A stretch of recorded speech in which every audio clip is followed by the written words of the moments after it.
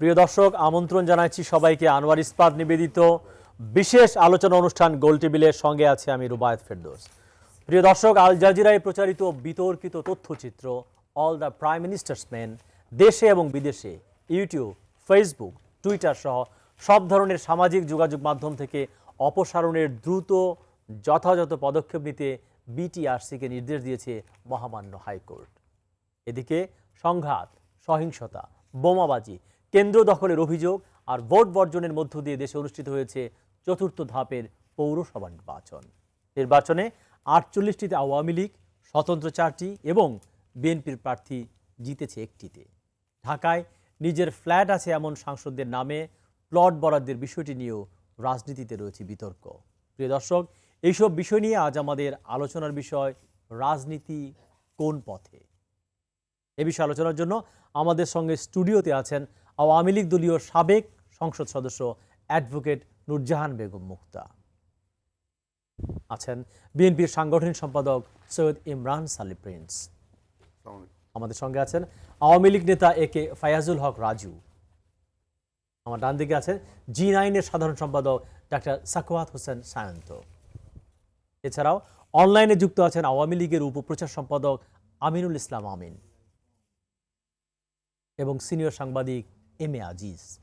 প্রিয় দর্শক, অনুষ্ঠানে সরাসরি প্রশ্ন করতে অথবা মতামত জানাতে টেলিভিশনের পর্দায় দেখানো নম্বরে ফোন করুন। চাইলে অনুষ্ঠানটি আপনারা ফেসবুক এবং ইউটিউবেও দেখতে পারেন। আমরা মূল আলোচনায় যাব। প্রথমে জি9-এর ডাক্তার সায়ন্ত, আপনি যদি শুরু করেন যে বিষয়গুলো আমরা বলছি, হাইকোর্টের রায় যে আল জাজিরা রিপোর্টটি সরিয়ে ফেলতে হবে। জি, আপনাকে ধন্যবাদ জানাচ্ছি এবং আমার সঙ্গে আলোচনায় সম্মানিত যে আলোচকরা আছেন তাদের এবং দর্শকদের জন্য শুভেচ্ছা। দেখেন, 2 সপ্তাহ পরে আজকে হাইকোর্ট সরিয়ে দেওয়ার যে কথা বলল, সেটার আগে আরেকটু ওই রায়ের ব্যাকগ্রাউন্ডে যাই যে আবেদনটা করা হয়েছিল আল জাজিরা বাংলাদেশে বন্ধ করার জন্য। আদালত থেকে অ্যামিকাস কিউরি নিয়োগ করা হলো, তাদের মতামত নেওয়া হলো এবং 6 জনের মধ্যে 5 জন এর বিপক্ষে মত দিলেন। মাত্র একজন, যিনি আওয়ামী লীগের নেতা এবং সাবেক আইনমন্ত্রী মতিন খসরু সাহেব, তিনি বললেন যে বিটিআরসি এটি বন্ধ করার চেষ্টা করছে, যদি এটার পক্ষে একটা রায় যায় তাহলে ওনাদের সুবিধা হয়। তো বিটিআরসিকে একটু সুবিধা করে দেওয়ার জন্য আদালতের একটা রায় না দিলেই নয় দিয়েছেন, এরকম আমার মনে হয়েছে রিপোর্ট পড়ে, সংবাদ মাধ্যমে যেটুকু এসেছে। 2 সপ্তাহ পরে আজকে এই রায় সরিয়ে নিল কি নিল না তাতে কিছু যায় আসে না, কারণ এটা যারা দেখে ফেলেছে, সারা পৃথিবীতে প্রচারিত হয়েছে।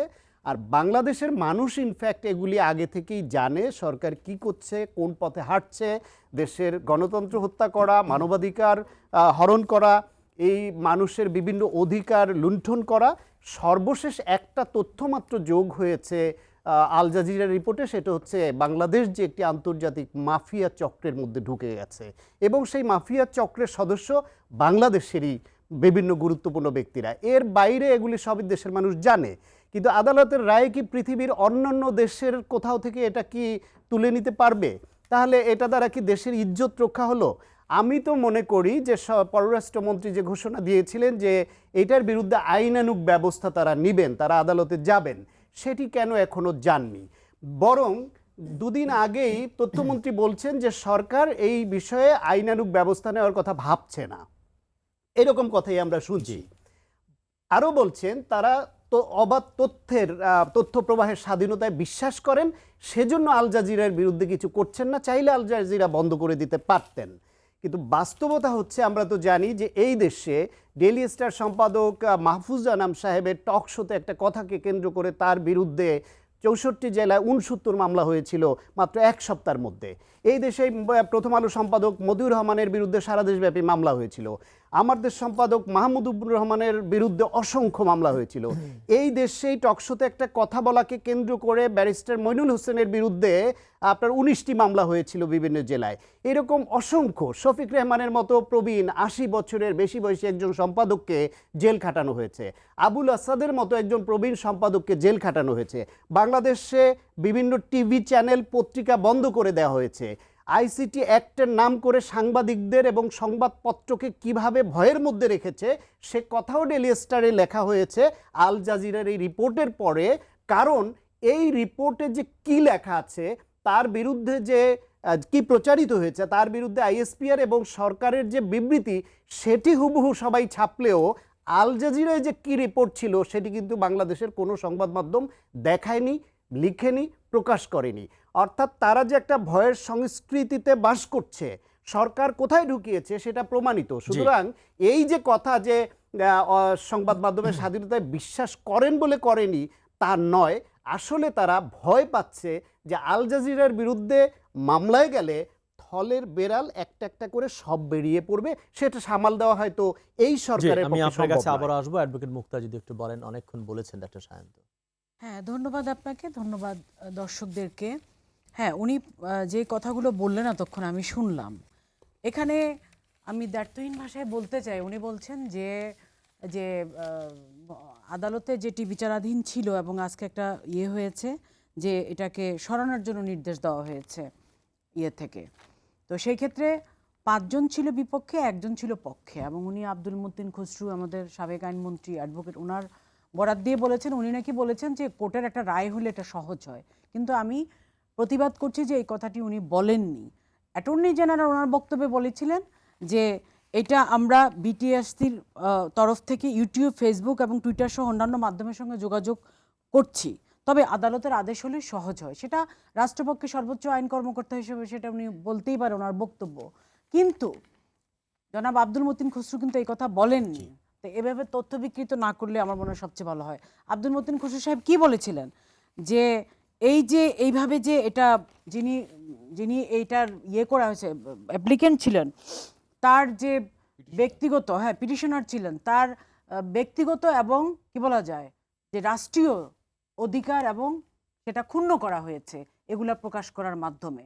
কারণ আমরা ইতিমধ্যে জেনেছি, দেখেছি যে আল জাজিরাতে যেগুলো প্রচার করা হয়েছে, যে তথ্যচিত্র, সেটা বিভ্রান্তিকর, মানহানিকর, অবমাননাকর, উদ্দেশ্য প্রণোদিত, মন গড়া, এবং কোনো কিছুর সাথে কোনো কিছু মিল নেই। আমি যেটা বলবো, কাটপিস জুড়ে দেওয়া হয়েছে একটা বিষয়ের সাথে আরেকটা বিষয়ের অসঙ্গতি, অসামঞ্জস্যতা, এবং এমন কিছু বিতর্কিত লোক এখানে আমরা দেখেছি যারা কিনা জাতীয়ভাবেই বিতর্কিত।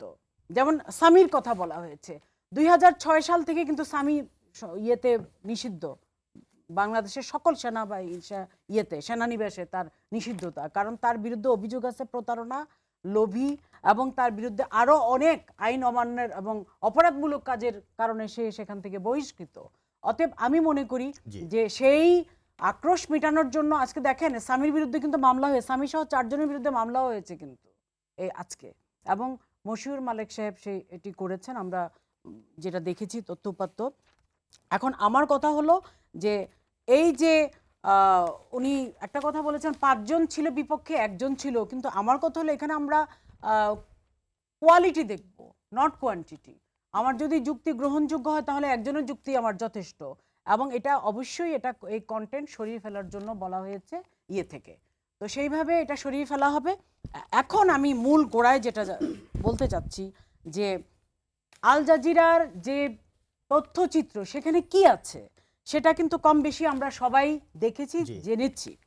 আর উনি বলেছেন যে এটা এখন সরাইলেই কি আর না সরাইলেই কি, কিন্তু একটা যেই জিনিসটা একটা মন গড়া এবং বিদ্বেষ প্রসূত ম্যালিসিয়াস একটা ব্যাপার, এবং যে জিনিসটা হলো সম্পূর্ণরূপে সত্যের বিপরীত, অসামঞ্জস্য, অসংলগ্ন এবং উদ্দেশ্য প্রণোদিত, ইচ্ছা করে সরকারকে বিতর্কিত করার জন্য, পরিস্থিতি অস্থিতিশীল করার জন্য, আমাদের সেনাবাহিনীকে অস্থিতিশীল করার জন্য, দেশে বিদেশে আমাদের ভাবমূর্তি ক্ষুণ্ণ করার জন্য, রাষ্ট্রকে প্রশ্নবিদ্ধ করার জন্য এটা একটা সুপরিকল্পিত ষড়যন্ত্র, এবং এটার হোতা কারা আমরা কম বেশি সবাই জানি, তাদের বিরুদ্ধে মামলা করা হয়েছে।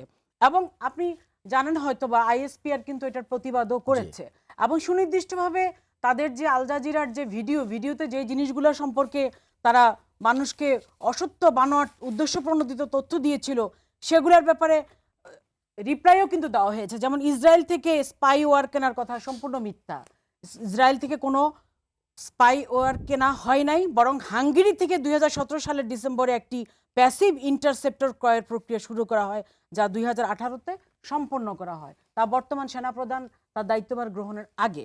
এরপরে বলা হয়েছে ওনার ভাইদের কথা বলা হয়েছে, ওনার ভাইরা ওনার ছেলের বিয়েতে আসছে, সেটা নিয়েও প্রশ্ন করা হয়েছে। এখন আমার বক্তব্য হলো ওনার ভাইরা তো তখন আসামি ছিল না, এবং তারা তখন স্বাধীন মানুষ, তাদের বিরুদ্ধে কোনো অভিযোগও ছিল না, কোনো আদালত কর্তৃক তারা দণ্ডিতও না। তো তার তার ভাই তার ভাতিজার বিয়েতে আসবে না তো কে আসবে? আবার বলা হয়েছে উনি নাকি তার ভাইয়ের বাসায় গিয়েছে মালয়েশিয়াতে। তা আপন ভাই তার বাসায় যাবে না সে?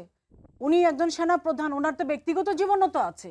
কিন্তু এই যে তিলকে তাল করে যেভাবে এটার মধ্যে বর্ণনা দিয়েছে, এবং এগুলার মধ্যে কারা কলকাঠি নাড়ে সেটা কিন্তু আমরা মোটামুটি অনেক ভালোভাবে ধন্যবাদ জানি। আপা আপনার লাস্ট কাছে। কথাটা একটু জি, বলি, অবশ্যই।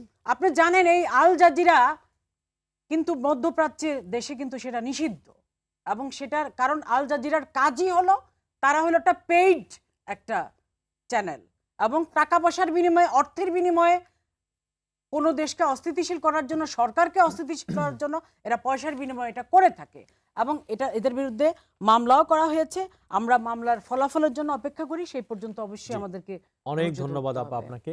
প্রিন্স ভাই যদি একটু বলেন আপার বক্তব্যের প্রেক্ষাপটে। দেখুন, আওয়ামী লীগ যারা করেন তারা অত্যন্ত সুন্দরভাবে সুললিত কণ্ঠে একটি মিথ্যাকে সত্য, সত্যকে মিথ্যা, এইভাবে এটাকে প্রতিষ্ঠিত করার জন্য তারা কিন্তু, তাদের কোনো জুড়ি নাই, তারা এটা করতেই পারেন। এটা আমরা দীর্ঘদিন থেকে দেখে আসছি, এবং তারই ধারাবাহিকতায় আজকে আমরা দেখলাম যে আল জাজিরায় আহ, মানে all are the prime ministers man, মানে ওরা সবাই প্রধানমন্ত্রীর লোক বলে তারা যে একটি তথ্যচিত্র প্রকাশ করেছে, সেটা প্রকাশ করা মাত্রই তারা কিন্তু এটা নিয়ে উঠে পড়ে লাগলো যে এটা অসত্য, মিথ্যা, বানোয়াট, প্রত্যাখ্যান করলো, ইত্যাদি ইত্যাদি ইত্যাদি।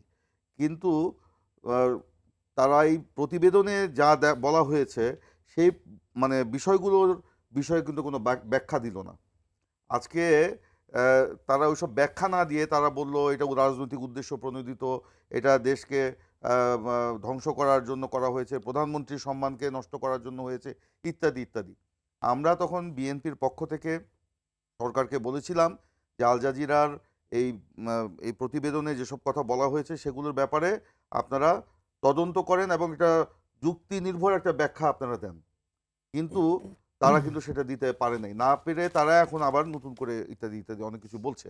এখন এই তথ্যচিত্রে যেটা দেখানো হয়েছে যে একটি বাহিনীর প্রধানের দুই ভাই, তাদের সম্পর্কে বলা হয়েছে তারা কিভাবে এই বাংলাদেশে আসলো, কিভাবে ওখানে বিভিন্ন ব্যবসার সাথে জড়িত, সেই বাহিনীর প্রধান কিভাবে তাদেরকে সুযোগ সুবিধা পাইয়ে দেওয়ার জন্য সেখানে কাজ করলো, সেই বিস্তারিত বলা হয়েছে। আমি এই বিষয়ে নাই বা গেলাম।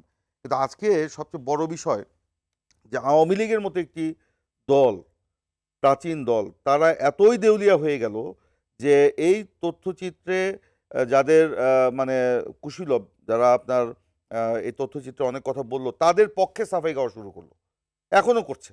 এই যে দুইজন পলাতক আসামি, তাদেরকে নাকি দণ্ড মওকুফ করা হয়েছে, কিন্তু গত 15 দিনে কেউ জানলো না, কেউ বললো না যে তাদের দণ্ড মওকুফ করা হয়েছে 2 বছর আগে। অথচ বাংলাদেশে বর্তমান সরকারের আমলে রাষ্ট্রপতি কর্তৃক কিংবা স্বরাষ্ট্র মন্ত্রণালয় কর্তৃক যাদেরই দণ্ড মওকুফ করা হয়েছে তাদের ব্যাপারেই কিন্তু প্রজ্ঞাপন জারি করে সংবাদ মাধ্যমকে জানানো হয়েছে। এই প্রথম আমরা দেখলাম 2 জন দণ্ডপ্রাপ্ত ব্যক্তি, তাদের 401 ধারায় তাদের দণ্ড মওকুফ করা হয়েছে। আমরা 2 বছর পরে এসে জানলাম। 15 দিন আগে যখন এই আল জাজিরায় যে কথা আসলো, তখনও কিন্তু সরকারের কোনো মন্ত্রী বা সরকারের পক্ষ থেকে পররাষ্ট্র মন্ত্রণালয় কিংবা আইএসপিআর তারা কিন্তু এই ব্যাপারে কোনো টু শব্দ করলো না। টু শব্দ করলো কবে? 15 দিন পরে এসে। আমার বক্তব্য হলো, ঠিক আছে, সরকার 401 ধারায় কাউকে দণ্ড মওকুফ করতেই পারে, কিন্তু এত লুকোচুরি কেন এটা নিয়ে? কেন এত লুকোচুরি? 2 বছর কেন এটা মানে চাপিয়ে রাখা হলো? এটা কিন্তু বড় প্রশ্ন। আর আমাদের সাবেক এমপি মুক্তা আপা যেগুলো কথা বললেন, সেগুলো আসলে কি বলবো, এটা বললাম না, আওয়ামী লীগ সত্যকে মিথ্যা, মিথ্যাকে সত্য ইত্যাদি বলেই থাকে। উনি স্বামীর কথা বললেন। এই স্বামী যখন ওনাদের বহু নেতার সাথে ছবি আমার কাছেই আছে, এই ছবিগুলো দেখেন, যে আমি দেখাতে পারছি না, যে সাবের হোসেন চৌধুরী, তারপরে শেখ হাসিনার বিআই মোশাররফ সাহেব, তারপরে বর্তমান সেনা প্রধান এবং আমির হোসেন আমু, তারানা হালিম ইত্যাদি অন্যদের সাথেও আছে, এবং একটা ছবি আমি প্রধানমন্ত্রীর সাথেও ওনাকে সাক্ষাৎ করার ছবি আমি দেখেছি। তো এই যে তখন ওনারা তখন স্বামী তাদের লোক, আর এখন স্বামী হচ্ছে ছবি তুললে অন্যদের কি লোক। তাদের লোক হয়? ছবি কিন্তু অনেকের সঙ্গে তোলে। না ঠিকই জি। আছে, কিন্তু প্রধানমন্ত্রীর সাথে যখন কেউ ছবি তোলে নিশ্চয়ই ওই নিরাপত্তা বেষ্টনী ভেদ করে যে কেউ যে ছবি তুলতে পারে না। প্রধানমন্ত্রীর উপদেষ্টার সাথে যখন কেউ ছবি তুলে এটা কেউ মানে নিরাপত্তা বেষ্টনী ভেদ করে কেউ জি। যেতে পারে না। নিশ্চয়ই তাদের সম্পর্কে আগে খোঁজ খবর নেওয়া হয়। এখন এগুলো বলে জনগণকে বিভ্রান্ত করা যাবে না। এই যে আজকে এই ঘটনাগুলো বেরিয়ে আসছে, এটা হলো বর্তমান সরকারের যে দুঃশাসন, তাদের যে অনৈতিকতা, তাদের যে আপনার মানে দিনকে রাত, রাতকে দিন করার যে একটা প্রবণতা, এবং তাদের যে কর্তৃত্ববাদী শাসন, আমি যা ইচ্ছা তাই করব, আমি 2 বছর আগে কারো দণ্ড মওকুফ করে দেবো, 2 বছর কাউকে জানতে দিব না। জি। তো এই যে একটা, এইটারই কিন্তু বহিঃপ্রকাশ বলে অনেক আমি মনে ধন্যবাদ করি। প্রিন্স ভাই, আমি আবারও আসবো। রাজু ভাই যদি একটু বলেন, প্রিন্স ভাই যতক্ষণ বললেন একটু যদি ব্যাখ্যা দেন আপনি। জি, ধন্যবাদ আপনাকে রুবায়েত ধন্যবাদ। ভাই, এবং আপনার মাধ্যমে আরটিভির অগণিত দর্শকদেরকে শুভেচ্ছা এবং সালাম। সেই সাথে এখানে উপস্থিত বিজ্ঞ আমার রাজনৈতিক সহকর্মী বৃন্দ বা বন্ধুগণ, তাদেরকেও সালাম এবং শুভেচ্ছা। আমি প্রিন্স ভাইয়ের কথা, তারপরে আমাদের বন্ধু ছোট ভাই সাক্ষাৎ শান্তর কথা এবং আমার কলিগ মুক্তার কথা শুনছিলাম, অ্যাডভোকেট মুক্তার কথা, সাবেক সংসদ সদস্য। আমার মনে হয় যে বিষয়টা, আমার ব্যাপারটা আমি বিশেষ করে পরিষ্কার করতে চাই যে আপনি জানেন যে ডিএলআর-এর 61-তে যদি আপনি দেখেন, সেখানে স্পষ্ট করে লেখা আছে যে কেউ দেখতে পারে অ্যাট এনি গিভেন টাইম জি। যে যদি কোনো ফৌজদারি দণ্ডবিধির আওতায় কেউ যদি আদালতের শরণাপন্ন হয়ে রিলিফ চায়, তখনই শুধু আদালতের এখতিয়ার থাকে। যদি আপনার 401-এ চলে যায়, সেখানে কিন্তু এটা কিন্তু এক্সিকিউটিভ একটা পাওয়ার এক্সারসাইজ করছে রাষ্ট্র আপনার, এবং সেখানে রাষ্ট্রের একক ছত্র সেখানে কিন্তু ক্ষমতা, অর্থাৎ top executive of the state, যেখানে মহামান্য রাষ্ট্রপতির এখতিয়ার, তিনি কিন্তু এখানে কিন্তু মওকুফ দিচ্ছেন। প্রেসিডেন্সিয়াল ক্লেমেন্সি বলে হয় যেটাকে। এখন এটা নিয়ে এক ধরনের আল জাজিরার মাধ্যমে আমরা দেখলাম যে নেটফ্লিক্স স্টাইলে, আচ্ছা নেটফ্লিক্স দেখলে আপনি কিন্তু দেখবেন যে অনেক অ্যানিমেশন হয়। এখন আজকাল সবাই কিন্তু নেটফ্লিক্স জনপ্রিয়, প্রত্যেক ঘরে ঘরে, বিশেষ করে ডিজিটাল এই যুগে বর্তমান সরকারের বদন্যতায় বলি বা এই কালের এই বদন্যতায় আমরা দেখতে পাই যে প্রত্যেক ঘরে ঘরে কিন্তু নেটফ্লিক্স আছে। নেটফ্লিক্সে আপনি দেখবেন এমন সব মুভি দেখায় যে চোখ ছানা বড়া হয়ে যায়, বিশ্বাসযোগ্য হয়ে যায়। তো এখানেও কিন্তু মুক্তা একটু আগে বলেছেন যে কাটপিস, আমি সেভাবে না বললেও বলবো যে সমস্ত কিছু সংযোজন করে এমনভাবে করা হয়েছে যেটা অনেকটা মনে হবে যে বেশ একটা সেন্সেশনাল কিছু, কিন্তু সাবস্টেন্সিয়ালি এখানে কি আছে দেখার মতো, সেটা কিন্তু এখানে ধর্তব্যের বিষয়। সেই বিষয়টা কিন্তু সকলেই যাচ্ছে না, কেউ যাচ্ছে না।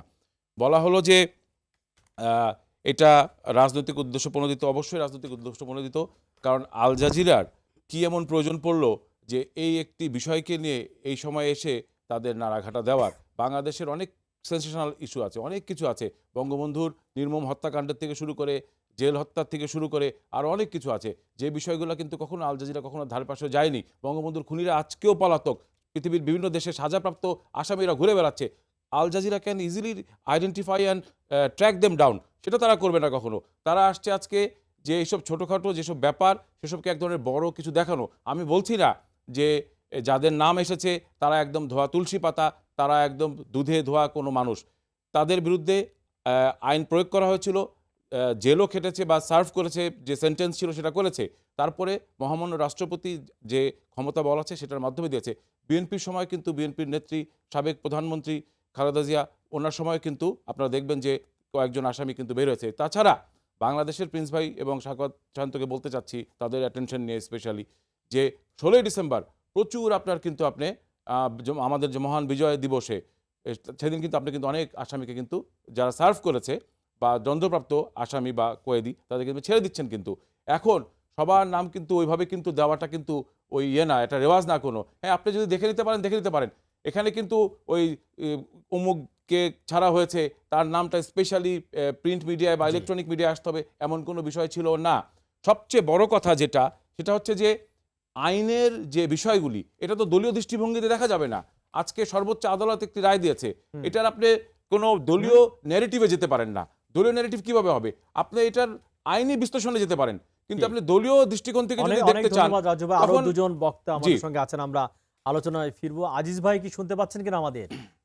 হ্যাঁ, যে শুনতে পাচ্ছি। যে আপনি ঝিমাচ্ছেন মনে হয়, একটু যদি বলেন ঝেড়ে কেসে যতটুকু আলোচনা হয়েছে প্লিজ। বনশ্রীতে মশা। সাংবাদিক এম এ আজিজ। বিষয়টা হ্যাঁ, বিষয়টা এমন এখন টাসি হয়ে গেছে, এটা নিয়ে আলোচনা করাও মুশকিল।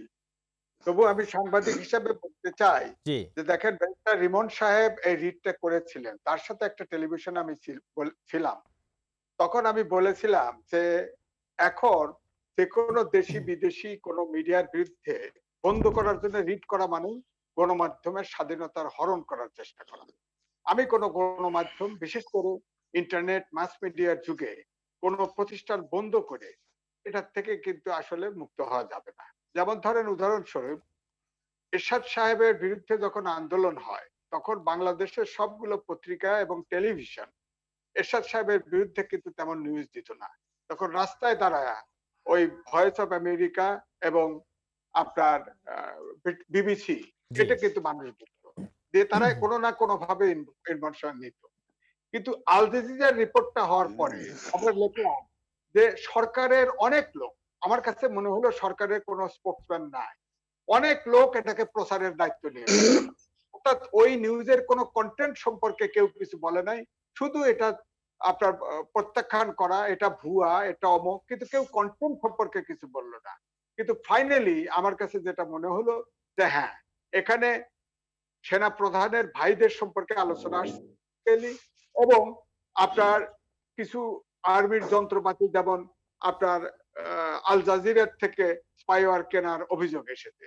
সেখানে আইএসপিআর তার কন্টেন্টে দেওয়ার চেষ্টা করেছে এবং সেনা প্রধানও তার পরিবারের ব্যাপারে কথা বলেছে। সেখানে আমরা কিছু কন্টেন্ট সম্পর্কে বলছি। আমি তো মনে করি যে সরকারের পক্ষ থেকে প্রথমেই যতগুলো অভিযোগ আসছে সবগুলো অভিযোগের উত্তর আসা উচিত ছিল, সেটা কিন্তু আসছে না। জি। এখন যেটা হলো যে হাইকোর্টে রিট করেছে, হাইকোর্ট একটা রায় দিয়েছে। হ্যাঁ, হাইকোর্টের রায় তো মানতে হবে। এখন বিটিআরসির মাধ্যমে যে আপনার এই যে এখন লিভ করা হবে, সবগুলোকে লিভ করা হবে এই 7 দিন।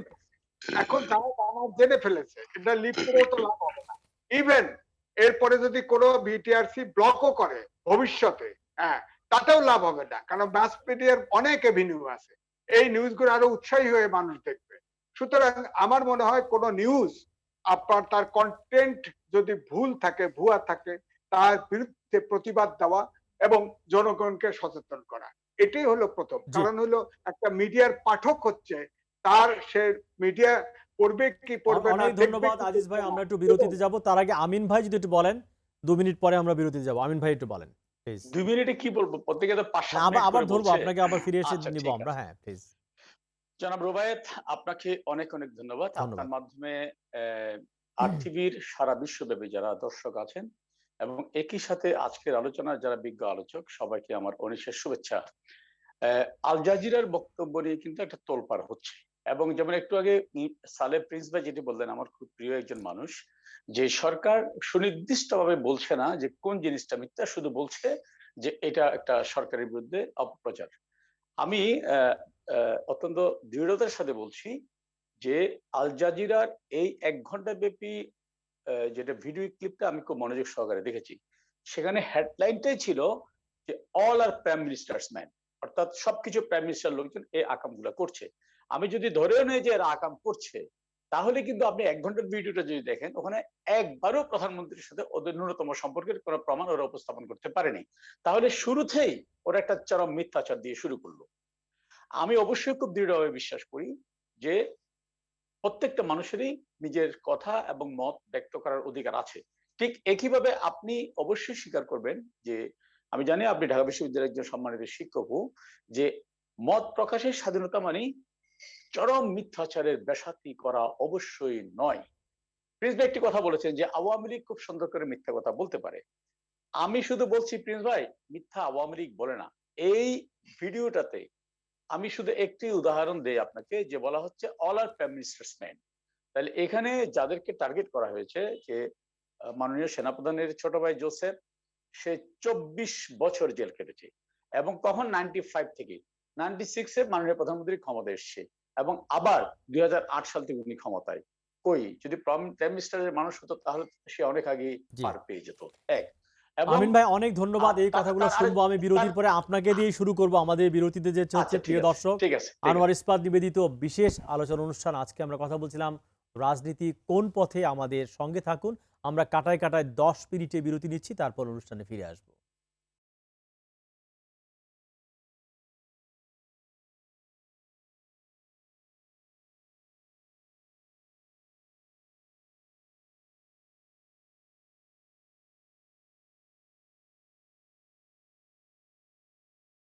প্রিয় দর্শক, বিরতির পর আবারও স্বাগত জানাচ্ছি আনোয়ার ইস্পাত নিবেদিত বিশেষ আলোচনা অনুষ্ঠান গোল টেবিলে। সঙ্গে আছি আমি রুবায়েত ফেরদৌস।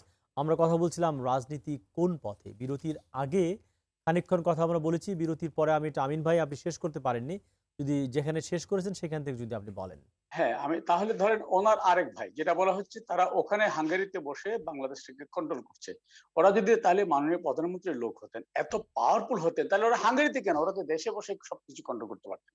অর্থাৎ এই বিষয়গুলো যদি আপনি অ্যানালাইজ করেন, তাহলে দেখবেন যে এই রিপোর্টটা শতভাগ অন্তঃসারশূন্য, একেবারে প্রধানমন্ত্রীকে টার্গেট করে, দেশের সেনাবাহিনীকে টার্গেট করে এটা করা হয়েছে কোন একটা নির্দিষ্ট কর্নারকে খুশি করার জন্য, অথবা তাদের একটা লেনদেনের মাধ্যমে। না হয় অতি প্রাসঙ্গিক ভাবে আরো অনেকগুলো বিষয় নিয়ে কথা বলা হতো, সেটা হয়নি। এখন আরেকটা কথা আমি তর্কের খাতিরে যাই, সেটা হচ্ছে কি, ধরেন আমাদের দেশে এমন একজন লোক আছে কিনা যার সন্তান অথবা স্বজন অথবা ভাই অসুস্থ হওয়ার পরে, সরি, সাজাপ্রাপ্ত হওয়ার পরে তার পরিবার, তার মা বাবা, তার ভাই তাকে, তার মামা, তার চাচা তাকে জেলে দেখতে যাচ্ছে না। তাকে জেলে দেখতে যাওয়া মানে কিন্তু তার ভাই, তার চাচা, তার বাবাকে অপরাধী? Of course not. ইভেন কি মৃত্যুদণ্ডপ্রাপ্ত আসামিকেও তার পরিবারের সাথে দেখা করে, তার মানে কি তার পরিবার অপরাধী? দেখা করতে গেলে আমি যদি তর্কের খাতিরে ধরেও নেই যে মাননীয় সেনা প্রধানের ভাইরা অপরাধ করেছে, তাহলে কি তার ভাই কি তার সাথে কথা বলতে পারবে না সাজা শেষ হওয়ার পরেও? এটা কি আইন? এক। আরেকটা বিষয় হচ্ছে কি, আপনি আমাকে বলেন পৃথিবীর কোন আইন অথবা ধর্মের কোন আইনে কোথায় লেখা আছে যে আমার ভাই অন্যায় করলে সে অন্যায় আমাকে সাজা ভোগ করতে হবে? বলা হচ্ছে অল আর প্রাইম মিনিস্টার। দেখুন, মাননীয় প্রধানমন্ত্রী কিন্তু সেনাবাহিনী প্রধানকে পেশনে অথবা চুক্তিভিত্তিক নিয়োগ দেয়নি। উনি যখন একেবারে রুটিন মাফিক সেকেন্ড লেফটেন্যান্ট পরীক্ষা দিয়ে আর্মিতে ঢুকে captain, lieutenant colonel, colonel major হয়ে আজকে এই জায়গায় আসছে, তাহলে সে তো তার মেধা নিয়ে এই জায়গায় আসছে, তখন তো প্রধানমন্ত্রী ছিলেন না।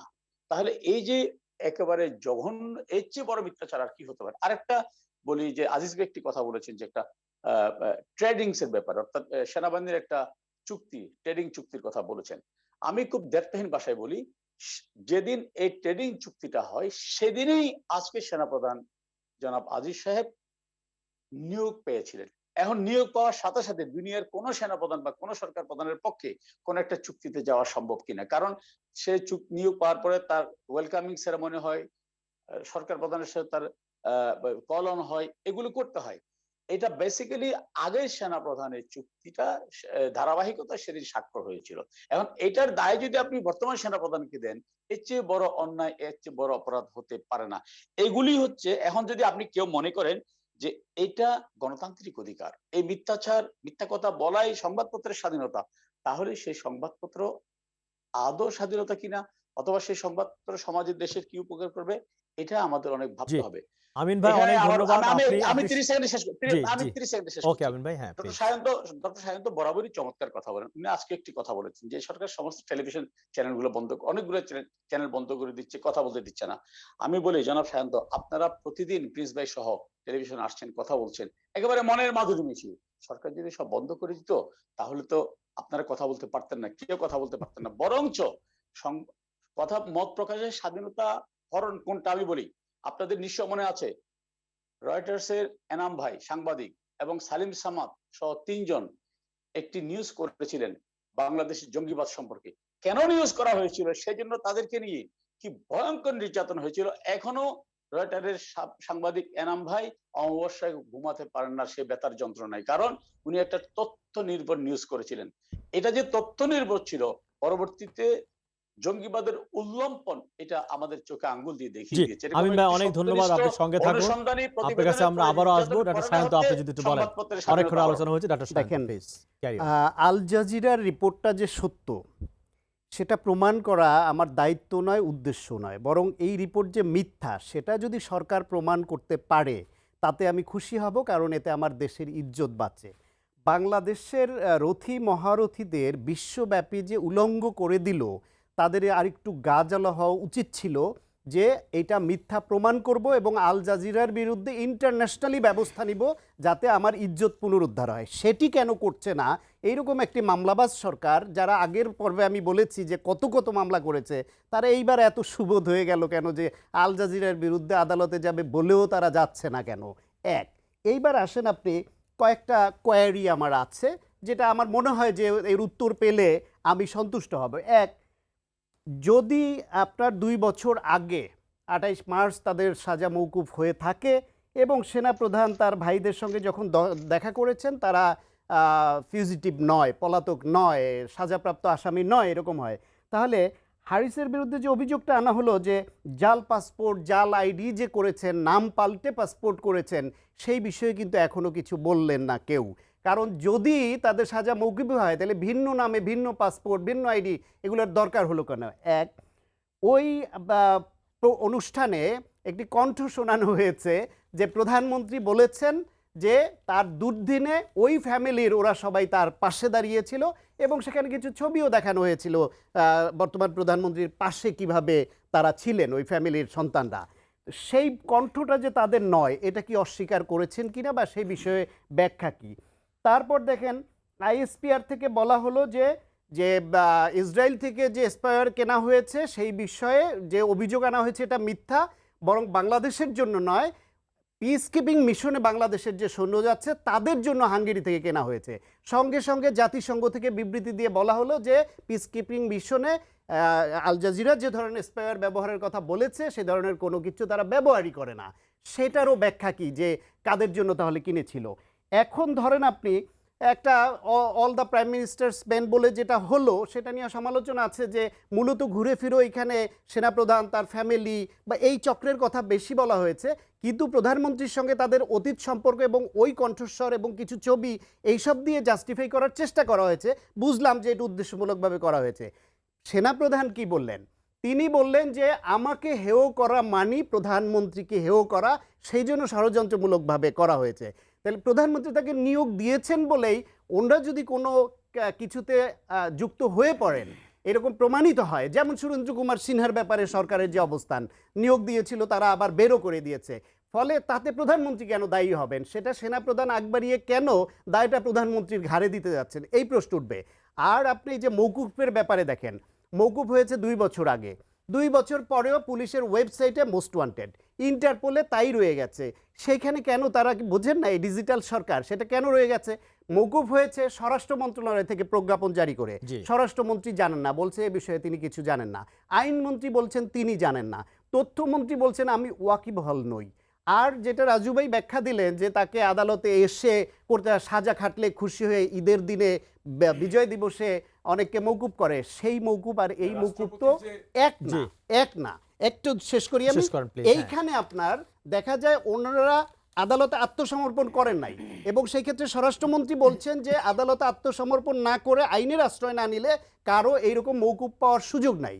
আইনজীবী স্বাধীন মালিক বলছেন সুযোগ তো নাই, বরং এটা যারা করেছে প্রজ্ঞাপন তাদের শাস্তি হতে পারে এই একই আইনে।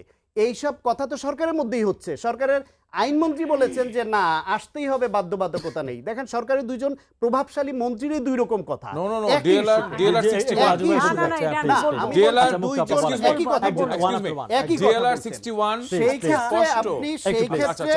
দেখেন যে আইনমন্ত্রী কি বললো সেটা নিয়ে আলোচনা হচ্ছে।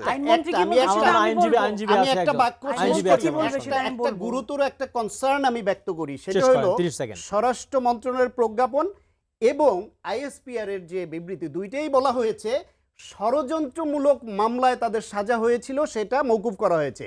একটা রাষ্ট্র, সেই রাষ্ট্রের একটা বাহিনীর প্রধান এবং আইএসপিআর এবং মন্ত্রণালয় তারা বলছে যে এই রাষ্ট্রে ষড়যন্ত্রমূলক মামলা হতে পারে, তার চার্জশিট হতে পারে, আদালতের রায় হতে পারে। অথচ ছাত্রদল কর্মী মোর্শেদ হত্যা মামলার যে চার্জশিট সেটা 97 সালে আওয়ামী লীগ সরকারের সময় হয়েছিল। রাষ্ট্রের কোন পর্যায়ে থেকে তারা সাক্ষ্য দিচ্ছে যে এই রাষ্ট্রে ষড়যন্ত্রমূলকভাবে মামলা হয়, তার চার্জশিট হয়, আদালত তার রায় দেয় এবং তার মওকুফের জন্য তাদের সরকারের সময় তারা আদালতের শরণাপন্ন হতে পর্যন্ত চায় না বা পারে না, তাদের বিশেষভাবে ক্ষমা করতে হয়। কখনো প্রেসিডেন্টস ক্লিমেন্সি বা রাষ্ট্রপতির বিশেষ ক্ষমা দিতে হয়। গণহারে গামা হত্যা মামলায় 20 জন খুনে মৃত্যুদণ্ডপ্রাপ্ত আসামিকে একবারে বেকসুর খালাস দেওয়া হয়েছিল। লক্ষ্মীপুরের আওয়ামী লীগ নেতা তাহেরের ছেলে বিপ্লবকে, তাহের সাহেবের ছেলে বিপ্লবকে ক্ষমা করা হয়েছে। এরকম অসংখ্য ক্ষমার নজির আছে। শুধু রাজনৈতিক মামলার বিবেচনায় তারা খুন, ধর্ষণ এইরকম মামলার পর্যন্ত প্রায় 7000-এর বেশি আসামিকে তারা বেকসুর খালাস দিয়েছে, মামলা থেকে অব্যাহতি দিয়েছে রাজনীতির নামে। ধন্যবাদ। আমি প্রথমেই বলবো যে বিএনপির আমলে অসংখ্য মামলায় দণ্ডিতদেরকে, ফাঁসির আসামিকে মানে মুক্তি দিয়ে সরাসরি বিদেশে পাঠিয়ে দেওয়া হয়েছে, সুইডেনে। জিন্টুর কথা আমি উল্লেখ করলাম। অসংখ্য মামলায় অসংখ্য মামলা, অসংখ্য মামলায় অসংখ্য আসামি আসামিকে, কয়জন? অসংখ্য আসামি। অসংখ্য আসামিকে। আচ্ছা, অসংখ্য আপনি- দরকার নাই, একটাই আমরা বলি না, আমি সেটাই এখন- বলি আগে। হ্যাঁ, আমাকে বলার সুযোগ দিলে নিয়মের সবগুলোই ব্যত্যয়, বলবো। উনি একটু নিয়মের বলুন, ব্যত্যয়, বলুন, জি। বলুন, please. শুনেন, এখানে জিন্টুর একটা উদাহরণ আমি দিলাম, আরো এরকম বহু উদাহরণ আছে। পারলে বলেন, এখন আমি হ্যাঁ শত অবশ্যই শত বলবো। দিব। হ্যাঁ, জিন্টুর ব্যাপারটাই আপনি আগে উত্তর দিয়েন। এখন আমি যেটা প্রথম বলতে চাই, আমি কিন্তু প্রথম বক্তব্যে আমার বলেছিলাম প্রথম পর্যায়ে যে এই যে যে সামিউল, যে সামি, এই সামি কিন্তু এখন তার সামি নাম হিসেবে সে ব্যবহার করছে না। সে আছে কোথায়? হাঙ্গেরিতে। তার নাম হলো এখন জুলকার নাইন শায়ের খান নামে সে হাঙ্গেরিতে আছে এখন, যেটা আমরা দেখেছি তথ্য উপাত্তে। এবং সে সেনাবাহিনীর পোশাক এবং ভুয়া পরিচয়পত্র ব্যবহার করতে, যার কারণে 2006 সাল থেকে তাকে সেখানে অবাঞ্ছিত ঘোষণা করা হয়। তার বিরুদ্ধে কিন্তু মামলাও আছে রমনা থানাতে, এবং আজকে স্বামী সহ 4 জনের বিরুদ্ধে রাষ্ট্রদ্রোহিতার অভিযোগে মামলা করা হয়েছে মহানগর আদালতে। এটা আমি উল্লেখ করলাম। এখন আমি আপনাকে বলি যে ওনারা বলে যে 2 বছর জানলেন না কেন, 2 বছর আগে মৌকুফ হয়েছে, উনি জানেন না। উনি যদি না জানে সেটা ওনার ব্যর্থতা, সরকারও তো জানে না, ওনার ওয়েবসাইটে তো এখনো মোস্ট ওয়ান্টেড। সরকারের ব্যর্থতা কি সেটা যে মন্ত্রীও জানে না। সে আইসা বলবে সে কেন জানে না। মন্ত্রী জানে না বলছে। সেটা মন্ত্রী এসে বলবে, মন্ত্রী তো এখন মন্ত্রী এখানে তো নাই। বলছে। মন্ত্রী বলছে কি, আপনি মন্ত্রী কি বলছেন না বলছে, আপনি আপনারটা বলেন। আচ্ছা ঠিক আছে, আপনি আপনারটা আমার মন্ত্রীটা না বলবেন। মন্ত্রী রেফারেন্স দিয়ে যেমন বলছি। একটু আগে একটা মিথ্যাচার করা হলো। কি মিথ্যাচার করা হলো? আইনমন্ত্রী নাকি বলছে যে সাজা মওকুফের জন্য আসামিকে উপস্থিত হতে হবে। আইনমন্ত্রী কিন্তু পুরো উল্টা কথাটা না বলছে। না না, আজকে আপনি ভুল বুঝছেন। আইনমন্ত্রী ভাই, বলছেন আপনি- বাধ্যবাধকতা নাই আসা। আমি আপনাকে বলি, স্বরাষ্ট্রমন্ত্রী না, বলছেন আসতে হবে। আপনি- বলছি 2 মন্ত্রী 2 কথা বলছেন। আপনি কি বলছেন সেটা আপনি দেখবেন। 2 মন্ত্রী 2 কথা পুরো বলছেন। প্রচার হবে বা ক্লিপটা আবার দেখেন। মুক্তাপা বলে নেক। হ্যাঁ, আমার মনে হয় না, ভুল যদি ব্যাখ্যা দিচ্ছেন এইভাবে তো। যদি ডিস্টার্ব করেন তাহলে তো আর আপা কথা একটু বলা বলুন যাবে প্লিজ, না। আপা ক্যারি অন প্লিজ, আপনি বলেন। এত যদি ক্রেজি হয়ে যান না, ভাই, আমি বললাম তো 2 মাথা মন্ত্রী, ঠান্ডা রেখে 2 বলতে মন্ত্রী, হবে। 2 মন্ত্রী শুনেন, 2 রকম কথা কোনো বলছে। যদি প্লট বানাইতে হয়, ষড়যন্ত্র করতে হয়, ঠান্ডা মাথায় করতে হয়, বুঝছেন? এত মাথা গরম এটা করতে তো আওয়ামী পারবেন লীগ না। পারদর্শী। আচ্ছা এখনই না, জবাবটা না, না, দেন। না, এই প্লট আমি- বানানোটা আওয়ামী লীগ আমি পারদর্শী। না কথা না, বলতে চাচ্ছি। ঠান্ডা যদি- মাথায়। আচ্ছা যদি আপনারা আমরা পারদর্শী রাজনীতি না হয়ে হন, যাচ্ছে। না আচ্ছা, আমি বলি একটু, না, আমি- না যদি আপনারা না, না। পারদর্শী না হন তাহলে এই কাজে হাত না, দেন কেন? আমি একটু কথা আমি বলতে না চাচ্ছি। একটু শেষ করি। আচ্ছা, মুক্তাপা শুনেন, এইখানে আইনমন্ত্রী পরিষ্কার বলেছেন যে সাজা মওকুফের জন্য কোনো আসামিকে উপস্থিত হতে হবে এমন কোনো বাধ্যবাধকতা নেই 401 ধারা অনুযায়ী। সেটা আমি 401 আর আপনারা আরেকটা কথা বলেন যে রাষ্ট্রপতি কেন মওকুফ করলো, কেন দণ্ড করলো তাকে, সে কত বছর সাজা খেটেছে তা আমরা একটু আগে জেনেছি এবং আরো আগেই জেনেছি আমরা। জি। কিন্তু রাষ্ট্রপতির ক্ষমতা সেটা সাংবিধানিক, আইনের বাইরের ব্যত্যয় হয়নি। তার সবচেয়ে বড় প্রমাণ হলো সাবেক প্রধানমন্ত্রী বেগম খালেদা জিয়া যে এখন উনি মুক্তভাবে আছেন, কিভাবে আছেন তাও তো সে একই ধারায় ফৌজদারি কার্যবিধির 401-এর Executive- উপধারা 1-এ উনিও তো সেই সুবিধাটা ভোগ করছেন। এক্সিকিউটিভ পাওয়ার। তাহলে উনি ছিলেন একজন সাবেক প্রধানমন্ত্রী, এতিমের টাকা আত্মসাতের কারণে ওনার সাজা হয়েছে, উনিও কিন্তু সেই সুবিধাটা ভোগ করছেন। না, মুক্তা এটা বলে দেন যে এবং বিশেষ যে ওনার ভাইদের কথা বলা হয়েছে তারা কিন্তু অলরেডি সাজা খেটেছে 24 বছর বিভিন্ন দফায় দফায়, তাদের বিশেষ ক্ষেত্রে সেটা করা নির্বাহী হয়েছে। ক্ষমতা। তাহলে আমার কথা হলো, হ্যাঁ, তা আমি যেটা বলতে চাচ্ছি যে কিছু বলার আগে আপনাদের আসলে ডিপলি চিন্তা করা উচিত যে কি বলছেন। আর সবচেয়ে বড় কথা হলো যে আল জাজিরা এতগুলো ছবি প্রকাশ করলো, এত ভিডিও করলো, চেষ্টা করলো প্রাণান্তকর, এবং কিন্তু তারা এইটাও তো দিতে পারতো। আমার হাতে আমার মোবাইলে আছে, এখানে দেখতে পাচ্ছি আমাদের মাননীয় প্রধানমন্ত্রীর সাথে তো শুধুমাত্র আজিজ সাহেবের ছবি নাই, আরো অনেকের ছবি নাই, কিন্তু আরো অনেকের ছবি আছে। যেমন এখানে সাবেক প্রধানমন্ত্রী বেগম খালেদা জিয়ার ছবিও আছে, উনি কিন্তু এতিমের টাকা আত্মসাতের মামলায় সাজাপ্রাপ্ত, উনিও একজন আসামি। তো আল জাজিরা এটা নিয়ে অনুসন্ধানমূলক প্রতিবেদন দিতে পারতো।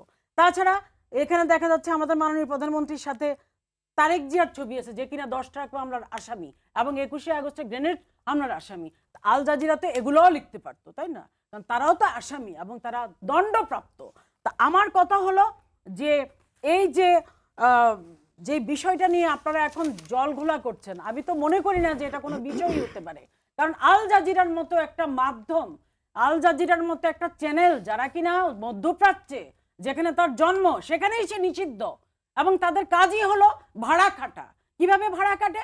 টাকার বিনিময়ে, অর্থের বিনিময়ে কারো বিরুদ্ধে বিষোদ্গার করে, বিদ্বেষমূলক প্রতিবেদন প্রচার করে। এটা সারা পৃথিবীতে কিন্তু প্রতিষ্ঠিত। এবং সবচেয়ে ইন্টারেস্টিং ঘটনা হলো আমাদের সেনাপ্রধান তখন আমেরিকাতে ছিলেন কিছুদিন আগে, যখন এবং উনি যখন আমেরিকাতে গেলেন ঠিক তখনই কিন্তু এই ভিডিও ক্লিপটা ছাড়া হলো উদ্দেশ্যমূলকভাবে। কারণ ওই আমেরিকাতে গিয়েছে, সেখানে আমাদের ভাবমূর্তি ক্ষুণ্ণ করা, সারা পৃথিবীতে আমাদের ভাবমূর্তি ক্ষুণ্ণ করা, বাংলাদেশে ভাবমূর্তি ক্ষুণ্ণ করা, এগুলো আসলে সুপরিকল্পিত চক্রান্তের অংশ। যখন দেশ এগিয়ে যাচ্ছে, যখন দেশের মানুষ ভালো থাকছে, যখন কোভিড ভ্যাকসিন দেশে এসছে, কোভিডকে মোকাবেলা করতে পেরেছি, যখন পদ্মা সেতু শেষ পর্যায়ে প্রায়, তো এই সময়ে আসলে কোনো ইস্যু না থাকলেও একটা ইস্যু করে মাঠ গরম করতে হবে। আমার মনে হয় জি। অপরাজনীতির হলো আরেক নাম হলো এই ধরনের অপচেষ্টা করা। তা আমার মনে হয় যখন খেলবেন ভালোভাবে খেলেন, কারণ অপরাধী কিন্তু আইনে একটা কথা আছে, অপরাধ যখন করে সে কিন্তু কিছু চিহ্ন রেখে যায়। তো আপনারাও কিন্তু এই যে ভিডিওর মাধ্যমে চিহ্ন রেখে গিয়েছেন অসংখ্য, এবং আপনাদের অসংলগ্ন ভিডিও যে আল জাজিরা, এটা নিয়ে উৎফুল্ল হওয়ার কিছুই নাই। আমি এটাকে ন্যূনতমভাবে মূল্যায়ন করি না, কারণ এটা আলোচনার বিষয়ই হতে পারে না। অনেক ধন্যবাদ। সম্পূর্ণরূপে গাঁজাখুরি একটা ভিডিও, আমি যে এবং কথাটা- এটাকে কি বলা যায়, গাঁজাখুরি মুভিও বলা যায়। আচ্ছা, আমি যে কথাটা বলতে চাচ্ছিলাম, জি, অনেক রুবেল ভাই, ধন্যবাদ। যে প্রিন্স ভাই অনেকগুলো বলুন তারপরে। প্রশ্ন রেখেছিলাম, একটার উত্তর প্রিন্স পাইনি। ভাই যদি একটু বলেন। রাজু ভাই এখনো কিন্তু- দুর্নীতিমুক্ত আচ্ছা, সজ্জন আপনি বলে রাজু ভাই জানি, বলেন। রাজু ভাই হয়তো আমি বলবো। উত্তরগুলো জি, বলেন। দিবেন। আচ্ছা, আমি যে কথাটি বলতে চাচ্ছিলাম যে মানুষের এই লোমহর্ষক কিছু বিষয় থাকে, যেমন কিছু Sher- প্রশ্ন Sherlock রেখেছিলাম Holmes, ভাই, আবার যেমন- মনে করি আমি বলবো একটু আসছি আমি। আগে জিনকুর শার্লক জবাবটা হোমসের দেন, কথা জিনকুর নিশ্চয়ই জবাবটা দর্শকদের দেন। সকলের মনে আছে। এখানে তারপর কথা বললেন। আমার প্রিয় আমিন ভাই আছে। আমিন ভাই, আমরা ওই বড় হয়েছি কিন্তু মাসুদ রানার সিরিজ পড়ে, আনোয়ার হোসেনের লেখা, আপনার মনে আছে? এসব পড়লে কিন্তু গা শিউরে উঠতো। তারপরে আপনার জেমস বন্ড, তো এই জাতীয় অনেক কিছু আছে। আল জাজিরার ব্যাপারটা আমার মনে হয়েছে যে তারা এরকম কিছুটা নাটকীয়তার মাধ্যমে একটা সেন্সেশনাল কিছু করার চেষ্টা করেছে, যেটা খুব ক্যাচি, আই ক্যাচিং বলে অনেক সময়, যে চোখে দৃষ্টি আপনার সঙ্গে সঙ্গে কেড়ে নেয়। এবং ডিজিটাল যুগে আপনি দেখবেন যে আপনি পছন্দ করেন আর না করেন, অমুক ওয়াজ মহফিলের আপনি দেখছেন, সেখানে আপনি দেখছেন যে ধর্মের অপব্যাখ্যা দিচ্ছে, স্টিল আপনি কিন্তু গ্লুড, আপনি কিন্তু আইসগুলো কিন্তু গ্লুড, অর্থাৎ গ্লুর মতো লেগে থাকছে, আপনি শেষ করেন না পর্যন্ত। তারপরে আপনি একটা কিছু কনক্লুশনে আসলেন, এন্ড অফ দি ভিডিও।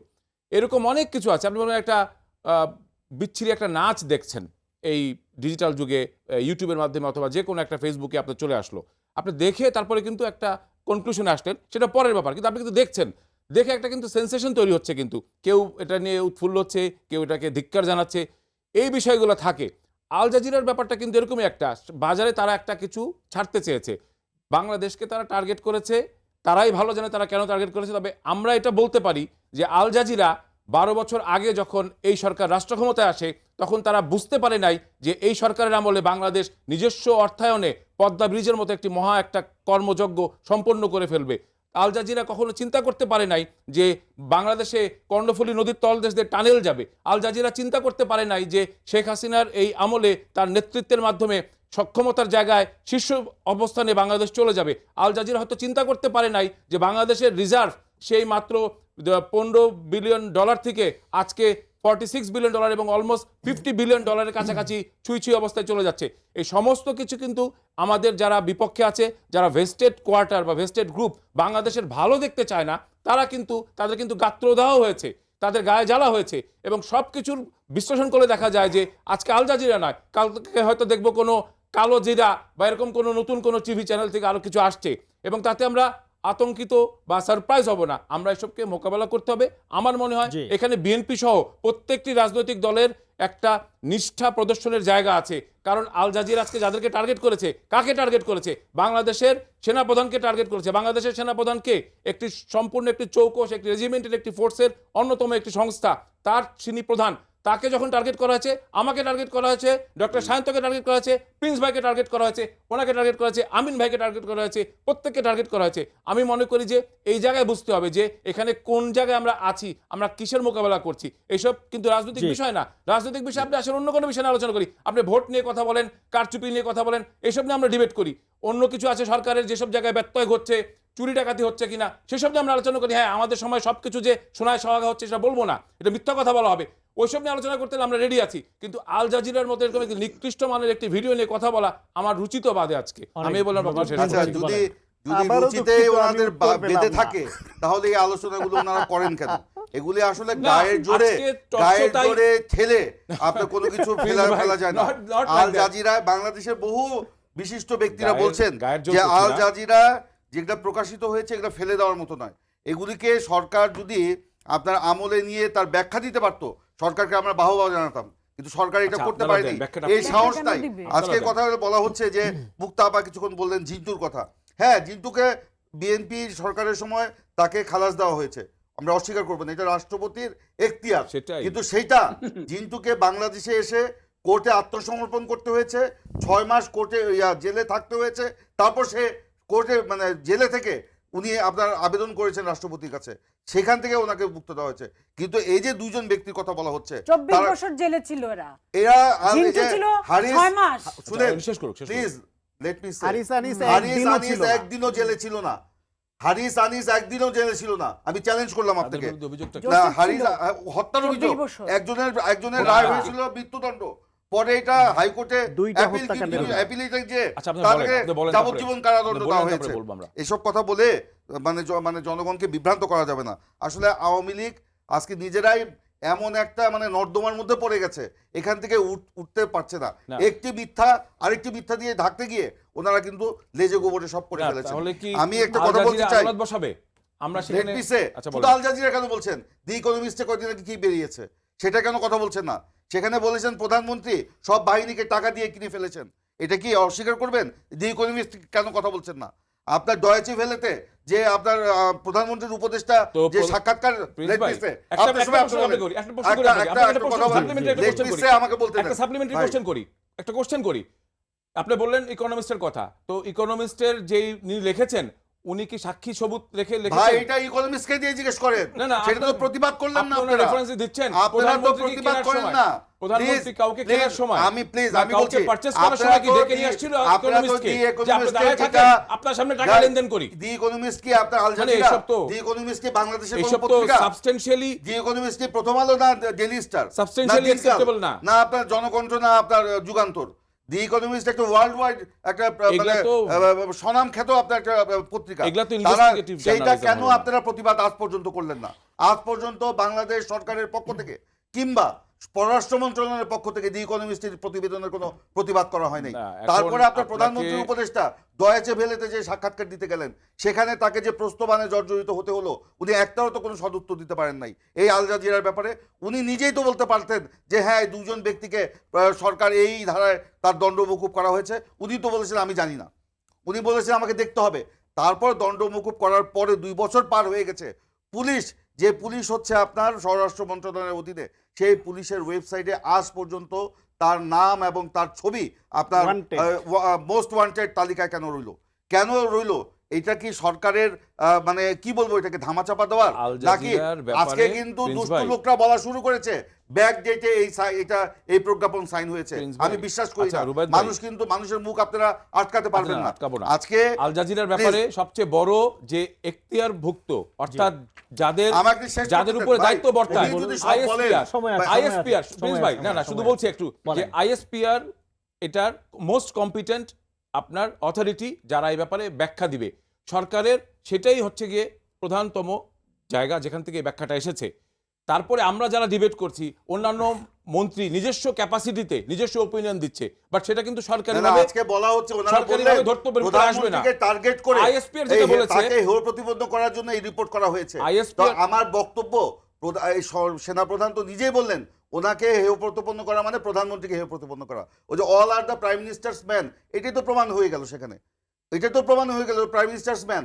আজকে বাংলাদেশে যারা দুর্নীতি করছে, ব্যাপারটা যারা এরকম না। লুটপাট করছে, যারা দুঃশাসন সৃষ্টি করছে, যারা ধর্ষণ করছে, যারা আপনার বিভিন্ন অপকর্মের সাথে জড়িত, ছিনতাই করছে, আওয়ামী লীগের নেতাকর্মীরা, এই যে একজন ছাত্রলীগের নেতাকে দেখলাম যে ছাগল চুরির অপরাধে আপনার তাকে গ্রেপ্তার করা হয়েছে, আরেকজনকে দেখলাম গরু চুরির অভিযোগে গ্রেপ্তার করা হয়েছে। তো তারা তো প্রধানমন্ত্রীর নেতৃত্বে আওয়ামী লীগের তারা সদস্য, তারা কি প্রধানমন্ত্রীর না, লোক প্রিন্স নয়? ভাই, ব্যাপারটা বাংলাদেশের যত অপকর্ম হচ্ছে আজকে, তাদের এই দায় দায়িত্ব কি আপনারা কি এড়াতে পারবেন? না, না, না। এড়াতে পারবেন না। এই যে করোনা কালে যে আপনারা না, দুর্নীতি এত করলেন, লুটপাট চ্যালেঞ্জের- করলেন, আজকে ভ্যাকসিন নিয়ে যে আপনার দুর্নীতিটা করলেন, মানে আপনার কিভাবে? ভ্যাকসিন করোনার পক্ষে- মতো বিষয় ভ্যাকসিন নিয়ে পক্ষে- যারা দুর্নীতি আপনারা ভ্যাকসিন দেখছেন, বলেন, পক্ষে- বলতে থাকেন। এদের মতো ভ্যাকসিন বলতে পক্ষে থাকেন আপনারা। আচ্ছা, মাঝখানে রুবায়েত দিয়ে ভাই, তাকে ওনারা বলুন। সোয়া এটা কি 300 কোনো কোটি কথা টাকা, হলো? সোয়া 300 কোটি টাকা হাতিয়ে নেওয়ার আমাদেরকে তাদের সময় সুযোগ দেন। দিয়েছেন। কিভাবে?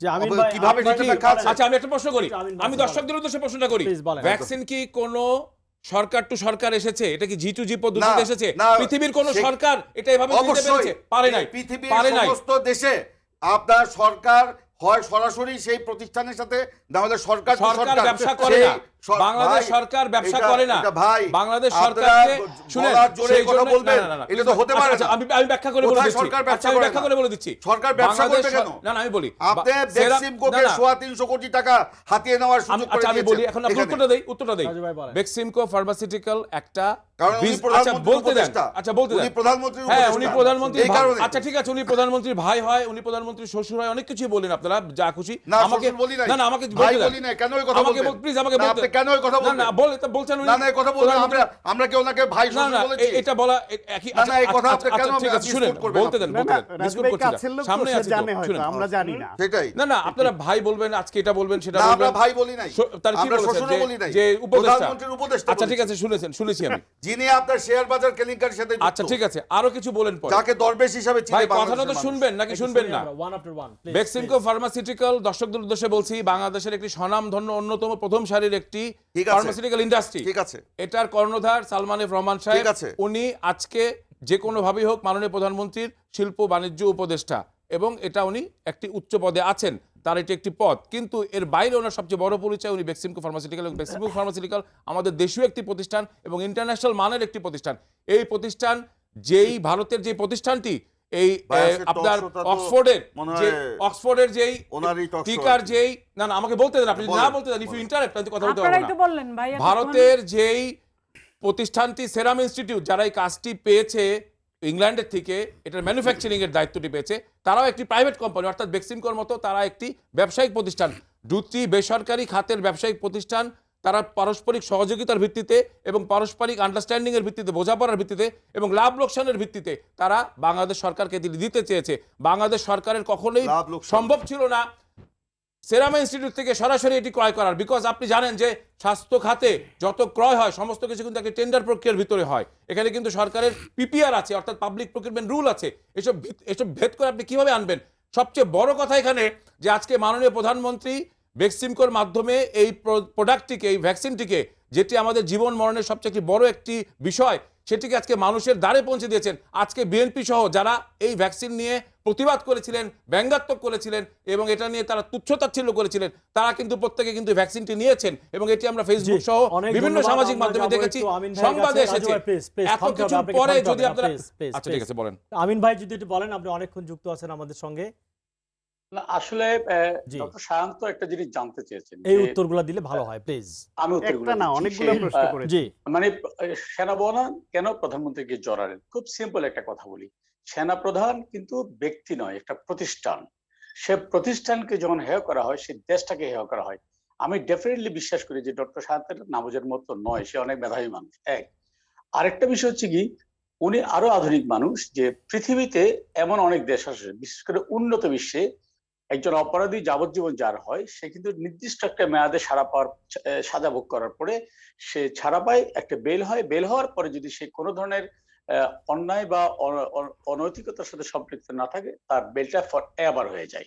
সেই জায়গায় বাংলাদেশে যে আসামিটা 24 বছর জেল কাটলো, এটা নিয়ে তারপরে না, হানিস এবং ভাই, আপনারা হানিস জোসেফের কথা বলছেন। আচ্ছা প্রিন্স ভাই বলতে দেন। জোসেফের কথা আমার বলছেন। প্রশ্নটা জোসেফ তো জোসেফকে জেল নিয়ে খেটেছে। ছিল। আদিস এবং হারিস কয়দিন জেল এক খেটেছে? দিনও jail খাটেনি। I didn't utter a single word even when he না না was বলেন, speaking. এটা নিয়ে একটু বলেন। Okay, হারিস okay, এবং হ্যাঁ। আনিসকে এবং এখন তাদেরকে কোন প্রক্রিয়ায় মুক্ত আচ্ছা, করা ভাই, হয়েছে? বলতে দেন। বলতো না, আমি তো বলবো না, তারা বলার জন্য তো দাঁড়িয়েছি। জি আমিন ভাই, প্লিজ ক্যারি এরপরে অন, ক্যারি এখন অন। যদি জিন্টোর ক্ষেত্রে হয় তাহলে সেটা মহামান্য রাষ্ট্রপতির ক্ষমতা, আর যদি জোসেফের ক্ষেত্রে হয় তাহলে সেটা না, না, আওয়ামী না। লীগের ক্ষমতার অপব্যবহার। এক, এটা কি আমি বলতে আরেকটা কথা বলি, হারিস অথবা XYZ যে হোক, আমি ধরলাম তর্কের খাতিরে আপনাদেরটাই সঠিক, এরা অপরাধী। আমি আপনার কাছ থেকে জানতে চাই, আমার ভাই অপরাধ করার কারণে আমি কেন অপরাধী হব? আমার বিরুদ্ধে কেন মিথ্যা অভিযোগ, কেন মিথ্যা এরকম আশ্চর্য, প্রশ্ন তো এটা না, তৈরি করা হবে? প্রশ্ন হলো কেন? তারা কেন আদালতে হবে? আত্মসমর্পণ আপনার করেনি। আপনার আইনে অথবা পৃথিবীর কোন আইন এটা বলে যে আমার ছেলে, আমার ভাই অপরাধী, এই কারণে আমাকে সাজা ভোগ করতে হবে? বরঞ্চ এজ এ মুসলিম হাসরের ময়দানে সবাই ইয়ানফসি ইয়ানফসি করবে। ওখানে স্ত্রীকে বলা হবে না সেই তোমার ইয়ানফসি সন্তানের করতে দায় নাও, থাকে না কোনো অথবা সময়। শ্বশুরকে বলা হবে না।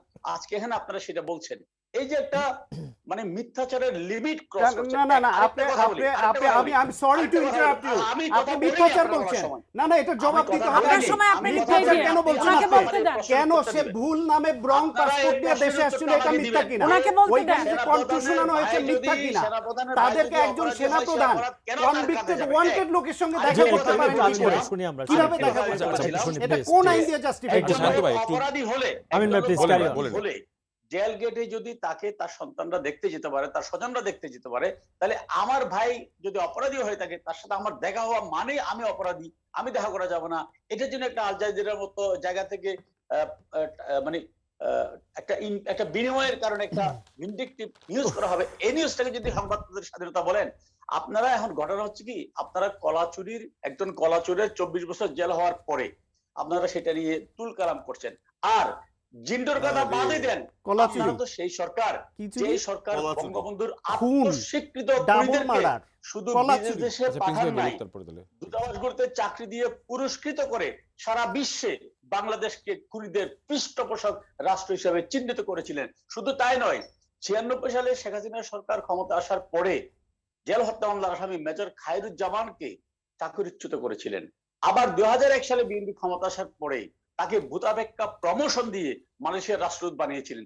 আপনারা যখন আবার নীতি আদর্শের কথা বলেন, আইনের শাসনের কথা বলেন, আমি নিশ্চিত মানুষ নয়, ঘোড়াও হাসবে। এই হাসাহাসিটা বন্ধ করেন, একটু নিজের দিকে চোখ দেন। আর অনেক আপনি বলছেন ধন্যবাদ। ছবির কথা, সাংবাদিক আপনি এম এ ছবির আজিজ, কথা বলছেন, সাংবাদিক এম এ ছবির কথা আজিজ। বলছেন, ছবি তো আমার সাথে প্রিন্স ভাইয়ের ছবি আছে। এখন আমি অপরাধ করলে কি প্রিন্স ভাই অপরাধী হবে? আর খালেদা জিয়ার সাথেও তো অনেকের ছবি আছে, তা বলে কি খালেদা জিয়া? আর আপনি আরেকটা কথা বলেছেন যে ছাত্রলীগের, প্রিন্স ভাই বলেছেন যে ছাত্রলীগের ছেলেরা সবাই প্রাইম মিনিস্টার্স ম্যান, এই জন্য ওরা গ্রেপ্তার হচ্ছে। প্রিন্স ভাই, ছাত্রলীগ করে অবশ্যই শেখ হাসিনার কর্মী, কিন্তু শেখ হাসিনা অপরাধীদেরকে ছাড় না, দিলে আমি সেটা বলি সে নাই। arrest হতো এই না, ছাগল সে চুরির arrest জন্য হতো কি না। প্রধানমন্ত্রী দায়ী? না, ওইটাই। আমি শেখ ওটা হাসিনা বুঝাতে ছাড় দিলে সে চেয়েছি। arrest হতো না, তাহলে তার বিরুদ্ধে মামলা হতো না। অপরাধ করলে শেখ আপনারা হাসিনা যে সরকার বলছেন কাউকে যে ছাড় দেয় না। ওনাকে হেয় আর প্রতিপন্ন ব্যবসার করা মানে ব্যাপারে- প্রধানমন্ত্রীকে আসেন, হেয় প্রতিপন্ন ব্যবসার করা। ব্যাপারে একটা তো কথা ছাগল বলতে হবে, চুরির আমি জন্য ব্যবসায়ী যে না, আমি ছাত্রলীগের একজন নেতা full-time politician, গ্রেপ্তার আমি হয়েছে, কোনো ব্যবসায়ী ছাগল না। চুরির জন্য কি প্রধানমন্ত্রী ব্যবসার দায়ী ব্যাপারে নাকি? আপনি সেটা যদি আমি বুঝাতে চেয়েছি। জনসনের কাছে গিয়ে বলেন যে বাংলাদেশে ব্যবসা করবেন, ওরা আপনাকে দিবে না। ওরা বলবে তুমি আমার এজেন্ট আছে, এজেন্টের মাধ্যমে তুমি ব্যবসা করো। ঠিক তেমনি ভাবে অ্যাস্ট্রাজেনেকা সিরামকে দিয়েছে, সিরাম তাদের বাংলাদেশের এজেন্ট বেক্সিমকোকে দিয়েছে। আজিজ ভাই টিকা নিয়ে আসছেন, আজিজ ভাইয়ের কত টাকা খরচ হয়েছে? জি, আইজ ভাই, এটা একটু কেউ শুনি যদি- আমরা। আইজ ভাই, কি আজিজ অবস্থা? ভাই কত টাকা খরচ হয়েছে, কত টাকা পেমেন্ট করতে হয়েছে? কারণ আজিজ সরকার ভাইয়ের বিনা টাকাই তো পয়সায় টিকাটা এটা কেনা, দিচ্ছে। জনগণের এখন টাকায় টিকা কেনা। আজিজ ভাইয়ের টাকা খরচ হবে কেন? পাচ্ছে প্রতিটা টিকায়। কেন পাচ্ছে? এই টিকাটা আনা, এটাকে একটা নির্দিষ্ট মাত্রার মধ্যে প্রিজার্ভ করা, এটাকে পুশ করা, ডিস্ট্রিবিউট করা, এই কারণে বেক্সিমকো $1 পাচ্ছে। এবং এখানে খরচ কত হচ্ছে? আর সে যেহেতু ব্যবসায়ী, তার তো কিছু লাভ করতে হবে। হ্যাঁ। লাভ করাও কি অপরাধ? হ্যাঁ, এইটাই come to the love point. করাও কি অপরাধ? এম এ আজিজ, সাংবাদিক এম এ আজিজ। বিষয়টা হলো যে আমিন ভাই আগে বলেছিল all the prime minister man. আমাদের মনে আছে যে ওয়াটার গেট স্ক্যাম, যেটা ওয়াটার গেট কেলেঙ্কারি বলে পরিচিত, সেখানে কিন্তু হেডিং হয়েছিল অল দ্য প্রেসিডেন্টস ম্যান, কারণ সেখানে কিছু অফিসিয়াল যুক্ত ছিল। আমার মনে হয় হেডিং নিয়ে কথা না, কথা হচ্ছে যে আমরা যেটা শুনতে পাচ্ছি আরো নাকি 8-9টা রিপোর্ট আসতে পারে। সুতরাং এখন যে রিপোর্টটা এসছে, এই রিপোর্টের কন্টেন্টের প্রত্যেকটা বিষয়ে সরকারের পক্ষ থেকে পরিষ্কার ভাবে উত্তর দেওয়া উচিত, যাতে জনমনে কোনো ধরনের কোনো সন্দেহ সংশয় না থাকে। নাহলে আমার মনে হয় যে আমরা এই ধরনের ঝামেলায় আরো পড়তে যাচ্ছি। দ্বিতীয়ত, একটু জাস্ট করোনার ব্যাপারে আসছে। দেখেন, বেক্সিমকোতে আমিও চাকরি করেছি ইন্ডিপেন্ডেন্ট, আমি নিউজ এডিটর ছিলাম। তো বেক্সিমকো নিয়ে যেমন ভালো প্রতিষ্ঠান, আপনি খেয়াল করে দেখেন বেক্সিমকোর এমডি হন তিনি যে সরকার ক্ষমতায় থাকেন সেই ব্যক্তির, সেই সরকারের সবচেয়ে ঘনিষ্ঠ জন সেটার এমডি হন, যেমন এখন পাপন সাহেব আছে। সুতরাং এটা হলো একটা দিক। দুটো দিক, তাদের সম্পর্কে কিন্তু বিতর্ক আছে, যেমন শেয়ার মার্কেট, ব্যাংকের টাকা নেওয়া। সুতরাং তাদের সততা নিয়ে যেটা বলা হচ্ছে, ইন্টিগ্রিটি নিয়ে প্রশ্ন আছে। তারপরে আমি নিজে শুনেছি ডয়েচে ভেলেতে তিনি একটা টক শোতে বলেছেন, সালমান রহমান সাহেব, তিনি বেক্সিমকোর ভাইস চেয়ারম্যান, তিনি বলেছেন যে এজেন্ট দরকার। হ্যাঁ, এজেন্টের জন্য তিনি দিয়েছেন, বেক্সিমকো দিয়েছে $8 মিলিয়ন, আর সরকার দিয়েছে $120 মিলিয়ন। সরকার কেন একজন এজেন্টের জন্য টাকা দিলেন? এটা হলো সাধারণ প্রশ্ন। ইউরোপে এই টাকা, সিরামের এই ইনজেকশন, এই অক্সফোর্ডের ইনজেকশন, তারা পাচ্ছে $2 আর আমরা নিতে হচ্ছে $5। তাহলে এই যে $3 বেশি, এই টাকাটা কার কাছে যাচ্ছে? এটা কি তাহলে শুধু এজেন্ট নিয়ে যাচ্ছে নাকি এটা কোথাও ভাগাভাগি হচ্ছে? এই প্রশ্নটা কিন্তু আছেই। এই জন্য আপনি দেখবেন এই নানা কারণে কিন্তু প্রথম দিকে করোনার টিকা নেওয়ার ব্যাপারে সন্দেহ কিন্তু কাটে নাই। যেমন আমি সিএমএস থেকে আমি ইনজেকশন নিয়েছি। হ্যাঁ, কারণ হচ্ছে আমার কিন্তু সংশয় কাটে নাই, তবু আমি মনে করেছি যে সিএমএস এ অন্তত সঠিক জিনিসটা আমি পেতে পারি, এই জন্যই আমি নিয়েছি। সুতরাং ভ্যাকসিনকো সম্পর্কে খুব বেশি ধারণা ভালো এমন না। আর ছোট্ট একটা উদাহরণ আমিন ভাই দিয়েছেন যে এনামের কথা। এনাম বিএসএস আমি যখন নিউজ এডিটর, সে ছিল রিপোর্টার, সে রয়টারের স্টাফ ছিল না, সে রয়টারে একটা নিউজ ফিট করেছিল, একটা মিথ্যা নিউজ ফিট করেছিল, রয়টার সেটা মাপ চেয়েছিল, আমি শেষ করি, মাপ চেয়েছিল, তারপরে তার বিএসএস থেকে চাকরি নেয়। যখন আওয়ামী লীগ সরকারে আসে তখন সে নির্যাতিত সাংবাদিক, সে প্রেস মিনিস্টার হয়ে গেল চাকরি নিয়ে। এখন আবার ভিন্ন একটা ক্ষমতাধরের টেলিফোনে, আমিও এক্সিকিউটিভ এডিটর ছিলাম ডেইলি সানের, সেখানে এডিটর হিসেবে কাজ করছেন। যাই হোক, এখন আমার প্রশ্ন হচ্ছে যে এই জায়গায় যে আজকে একটা রিপোর্ট আল জাজিরাতে আসছে, প্রত্যেকটা পয়েন্ট আমার মনে হয় গভর্নমেন্টের তরফ থেকে ক্লারিফাই করা উচিত। আমি মনে করি এখন আইএসপি থেকে যে ব্যাখ্যাটা দেওয়া হয়েছে, এখনো অনেক জায়গায় কিন্তু মানুষ পরিষ্কার হতে পারে না। সরকারের পক্ষ থেকে এটা পরিষ্কার করা উচিত, নাহলে সামনে যদি আরো রিপোর্ট আসে তখন কিন্তু আমাদের অবস্থা আরো খারাপ হবে। তারপরে আমাদের দৈন্যতার কথা বলি। দেখেন, আমরা সাধারণত ইম্পর্টেন্ট নিউজ হলে প্রত্যেকটা পত্রিকা, যেটা ডক্টর সায়ন্ত বলেছেন, যে আমরা সাধারণত নিউজ টেলিভিশন এই নিউজটা ক্যারি করি, কিন্তু এই নিউজটা আমরা ক্যারি করতে পারি নাই। আজকে যদি ক্যারি করা যেত তাহলে কিন্তু এই নিউজের কন্টেন্ট নিয়ে আরো তদন্ত করে নিউজ পেপারে এটা করতে পারতো। আইস ভাই অনেক ধন্যবাদ। আরেকটা প্রসঙ্গ আমরা একটু আলোচনায় শুরুতে ছিলাম, ডক্টর সায়ন্ত যদি শুরু করেন। নিরাপত্তা আইন, যেখানে আপনার 1923 সালে অফিশিয়াল সেক্রেটারি অ্যাক্ট ব্রিটিশ আমলে ঢুকে দেওয়া আইস ভাই প্লিজ এই আলোচনা হয়েছে। আমরা আরেকটা ইস্যু আমাদের আলোচনার ভিতরে ছিল, বিশেষ করে এমপিদের ফ্ল্যাটের ব্যাপারে, এটা যদি একটু বলেন যে ঢাকায় নিজের ফ্ল্যাট আছে এমন সাংসদের নামে প্লট বরাদ্দের বিষয়টি নিয়েও রাজনীতি হয়েছে। এইটা নিয়ে যদি সায়ন্ত আলোচনা করেন যে এমপি হলেই এত ধরনের সুবিধা তারা কেন পাচ্ছে, আসলে এমপিতে মধুটা কি আসলে? এই বিষয়ে যাওয়ার আগে আমি খুব দুঃখের সঙ্গে বলছি, আগেও বলছিলাম যে আমি খুব মনে প্রাণে চাই বাংলাদেশের ইজ্জত রক্ষার জন্য আল জাজিরার রিপোর্ট যে মিথ্যা সেটা প্রমাণ হোক, সেটা সরকার দেশের স্বার্থে প্রমাণ করুক। কিন্তু আমি যে প্রশ্নগুলি উত্থাপন করেছি তার উত্তর কিন্তু কেউই সরাসরি দেননি। পাসপোর্ট জালিয়াতি, আইডি কার্ড জালিয়াতি, যে কণ্ঠস্বর শোনানো, যে ছবি, এবং এমপিকে ফ্ল্যাট দেওয়া হয়েছে না, আমি বলছি, এবং যে তিনজন মন্ত্রী যে তিন রকম কথা বলছেন, কেউই জানেন না মৌকুফ, তারপর ওয়েবসাইটে থাকা, এগুলার কোন উত্তর কেউ দিলেন না, কেউ দিলেন না। আমি শেষ করছি। সেই ক্ষেত্রে এই বাংলাদেশে যারা এমপি হয় তারা মনে করে যে এমপি হওয়া না শুধু ক্ষমতায় থাকা মানে তারা শতভাগ ভোগ করবে এবং ক্ষমতার বাইরে থাকলে তারা জিরো বা মাইনাসে যাবে। এইরকম একটা ট্রেন্ড বাংলাদেশে চালু হয়েছে, অনেক আগে থেকেই চালু হয়েছে, সেটা ক্রমান্বয়ে বাড়ছে। সেই মধু সবাই লুফে নিতে চায়, যে কারণে রাতের বরাদ্দকৃত ফ্ল্যাটের অর্ধেকেরও বেশি এমপিরা পেয়েছে, তাদের জন্য থাকার জন্য কিন্তু আপা এমপি ছিলেন বলতে পারবেন। বাংলাদেশটাই তো তারা নিজেদের মনে করে আছে, নাম ভবন আছে, এই দেশের সাধারণ জনগণের কোনো অধিকার আছে বলে আপনি মনে করেন? এই দেশের সাধারণ জনগণের অধিকারই তো নেই। আচ্ছা, এখানে সমস্ত কিছু দখল করে নিচ্ছে। এমন অনেক এমপি আছে যারা এমপি হওয়ার টাকা পাচার, কোথায় তারা নাই? তারা মনে করে এইভাবে রাতে ভোট করে হোক যে হোক এমপি হতে হবে, মন্ত্রী হতে হবে, কারণ এটা হওয়া মানে প্লট বিক্রি করে দেয়, বিদেশ থেকে এমপি কোটায় গাড়ি আনে, সেই গাড়ি নিজে ব্যবহার করেন, অন্যকে দেয়। এরকম বহু নজির আছে এই সব যারা নির্বাচিত হন তাদের বিরুদ্ধে। কিন্তু রাষ্ট্র সে ব্যাপারে যথাযথ পদক্ষেপ না নিয়ে তাদের পৃষ্ঠপোষকতা দেয় এবং রাষ্ট্রীয় পৃষ্ঠপোষকতায় চলে তারা।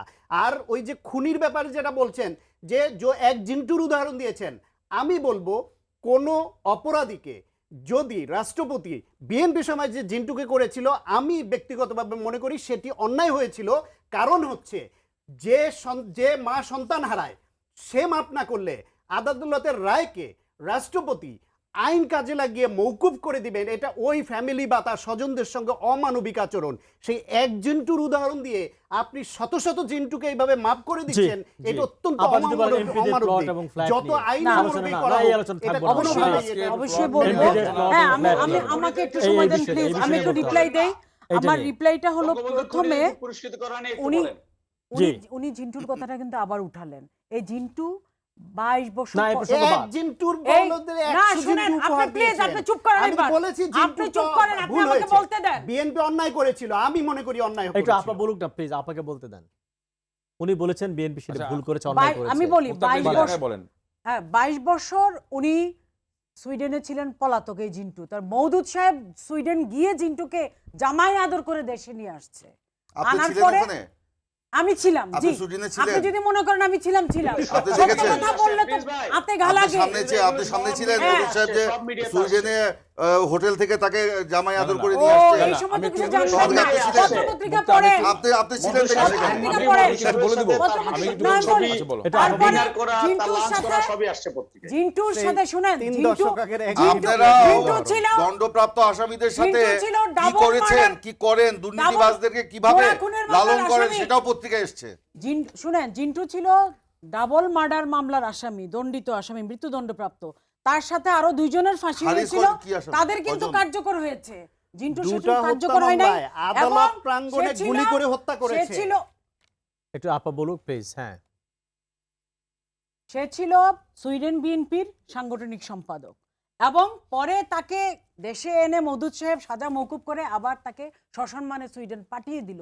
এই হলো ওনাদের সময়কার আইনের শাসনের আরে নমুনা। 3 ঘন্টা ধরে আর সে একজন আজিজ জিন্টু নিয়ে ভাই- পড়ে আছেন। আজিজ বলেছি ভাই- তো বিএনপি আমার আজিজ দৃষ্টিতে ভাই- অন্যায় করেছিল। আপনারা 100 আজিজ জিন্টু ভাই উপহার আজিজ দিয়েছেন। ভাই একটা কথা বলেছে যে সরকারের উচিত হবে প্রত্যেকটা অভিযোগের জবাব দেওয়া। কেন আজিজ ভাইকে কার এটা জবাব বাংলাদেশের দিবে? মানুষের দাবি। আরে ভাই আমাকে বলতে দেন না বাংলাদেশের প্লিজ, মানুষের দাবি এটা। বলতে দেন আচ্ছা, আমাকে। বলুন, আচ্ছা, বলুন। আরে জবাব দিচ্ছি তো আমরা, জবাব দিতে আপনি না কোনটাই জবাব দিচ্ছেন না আমিন ভাই।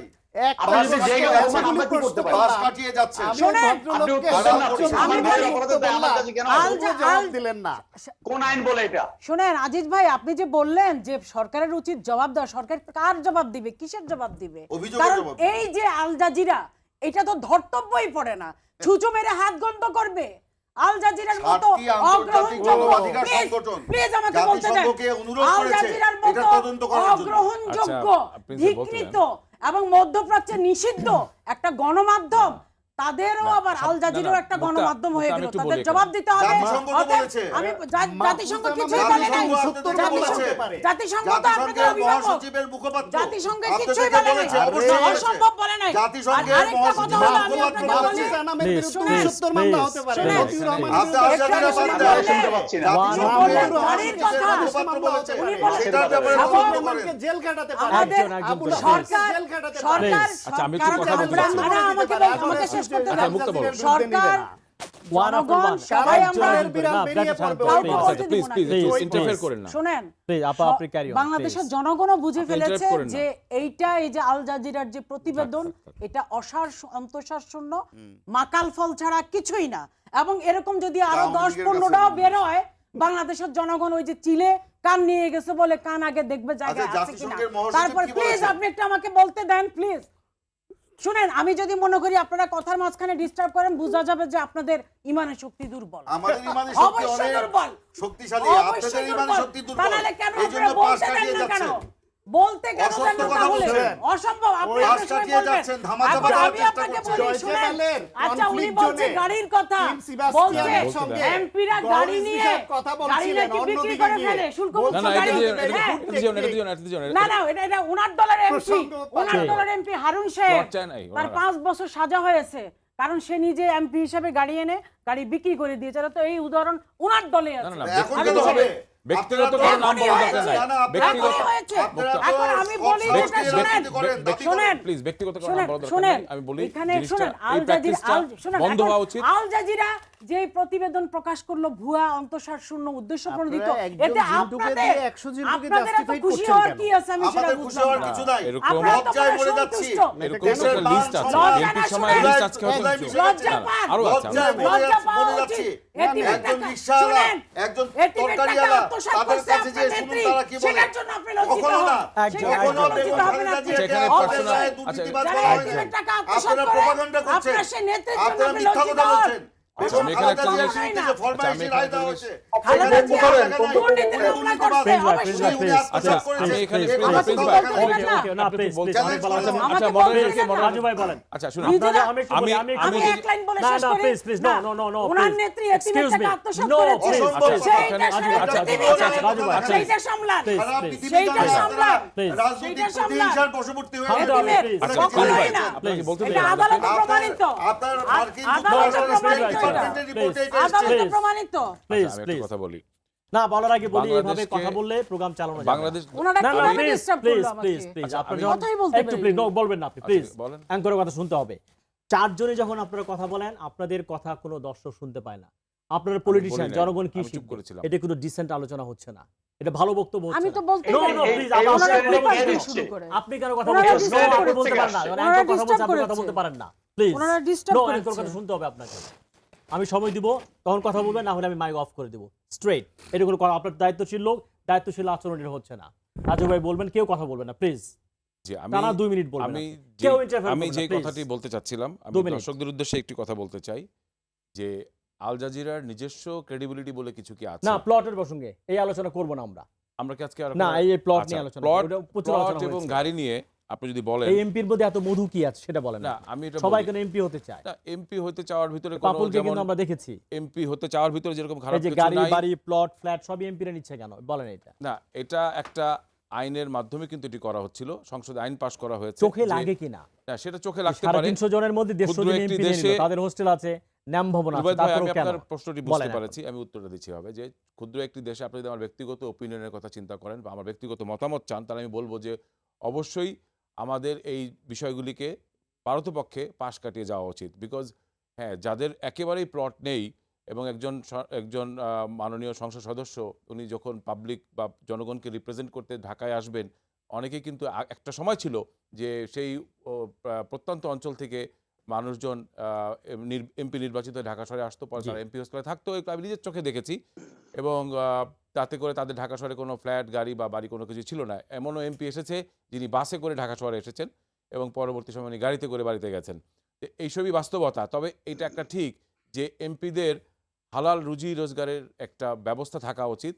তাতে করে হয় কি, জি। তারা নিজস্ব খরচে প্লট, গাড়ি, বাড়ি সব অনেক ধন্যবাদ আপনাকে। এটি তার একটি আমিন ভাই। মৌলিক চাহিদা জি, এবং এটি please, একটি please। তার আমিন ভাই, ফান্ডামেন্টাল please। রাইট। তবে রাষ্ট্র এখন যেহেতু আমিন ভাই, লাস্ট 2 মিনিট। সেই ব্যাপারটি প্লিজ দেখছে, আপনাকে থামতে বলা হয়েছে। আমিন ঠিক ভাই, আছে, last okay, 2 G. Minutes please.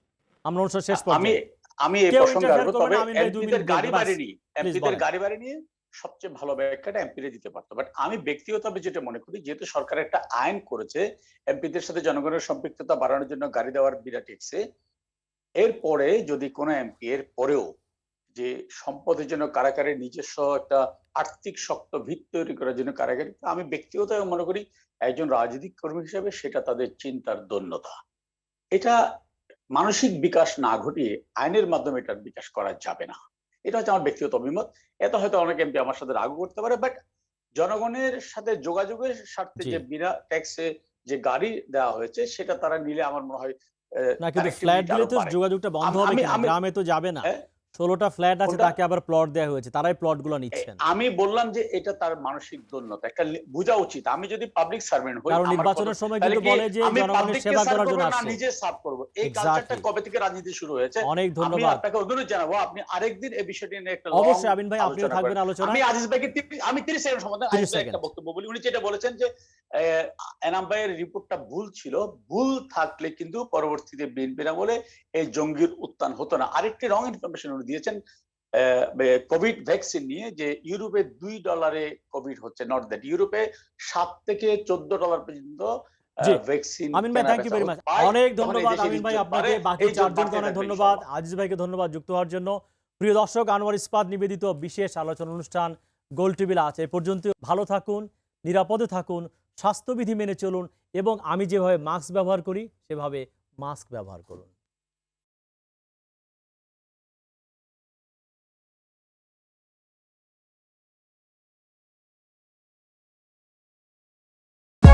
For more updates, subscribe and press the bell icon on YouTube app and never miss another update.